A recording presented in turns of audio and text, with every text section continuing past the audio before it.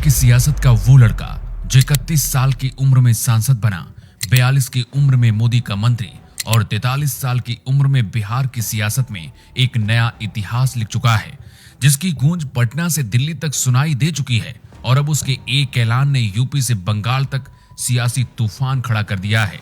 नाम है चिराग पासवान। वही चिराग पासवान जिन्होंने 2024 के लोकसभा चुनाव में 100% स्ट्राइक रेट के साथ 5 में से 5 सीटें और 2025 में 66% स्ट्राइक रेट के साथ 29 में 19 सीटें जीतकर बिहार की सियासत में एक नया इतिहास लिख चुके हैं। और अब उन्हीं चिराग पासवान ने यूपी और बंगाल चुनाव से पहले वो दांव चला है जिसकी उम्मीद ना तो ममता बनर्जी को थी और ना ही अखिलेश के पीडीए को। आखिर क्या है चिराग पासवान का मिशन 2026 और क्यों चिराग के एक ऐलान से यूपी में अखिलेश यादव और बंगाल में ममता बनर्जी की नींद उड़ गई है? चलिए आपको समझाते हैं इस एक रिपोर्ट के जरिए। चिराग पासवान की कहानी सिर्फ सियासी जीत की नहीं है, ये कहानी है उस चिराग पासवान की जिनके पिता की मौत के 1 साल बाद उनके ही चाचा पशुपतिनाथ सत्ता के लिए सबसे बड़े दुश्मन बन गए।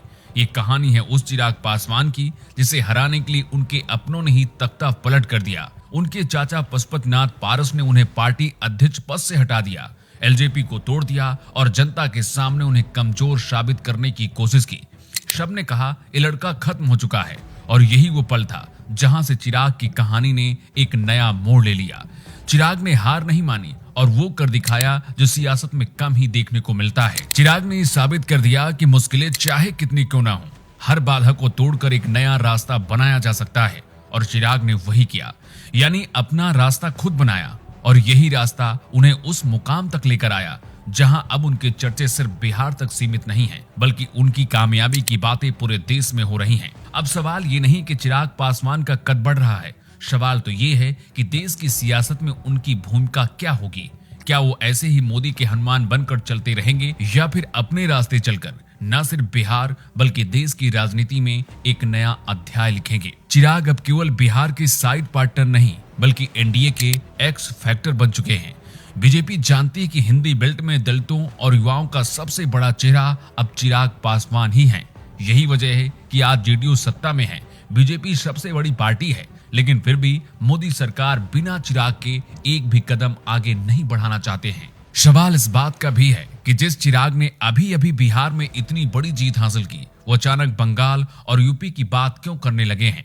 क्यों दलित वोटों को काटकर यूपी में अखिलेश यादव और बंगाल में ममता बनर्जी की मुश्किलें बढ़ा रहे हैं?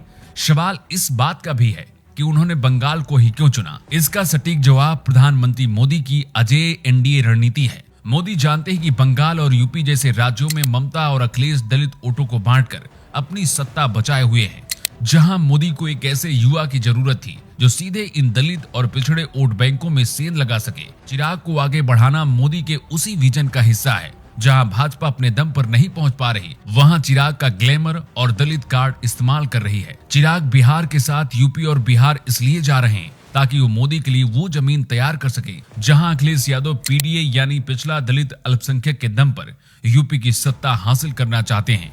लेकिन अखिलेश यादव के इस खेल को बिगाड़ने के लिए बीजेपी चिराग पासवान को उतारने का प्लान बना रही है। अगर यूपी में चिराग ने दलित वोटों को एकजुट कर लिया तो अखिलेश यादव का सत्ता वापसी का सपना ही रह जाएगा। अगर बात पश्चिम बंगाल की जाए तो दर्जनों सीटों पर बिहारी प्रवासी और दलित समाज निर्णायक भूमिका में है।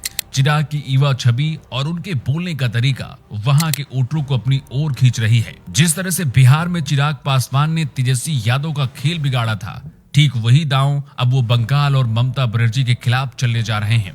अगर उन्होंने बंगाल के दलित और प्रवासी वोट बैंक में 5% की भी सेंध लगाई तो दीदी के समीकरण बिखर जाएंगे।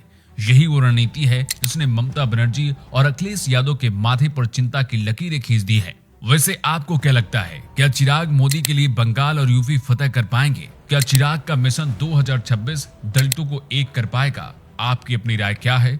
कमेंट बॉक्स में लिखकर बता सकते हैं। Bureau report, new times.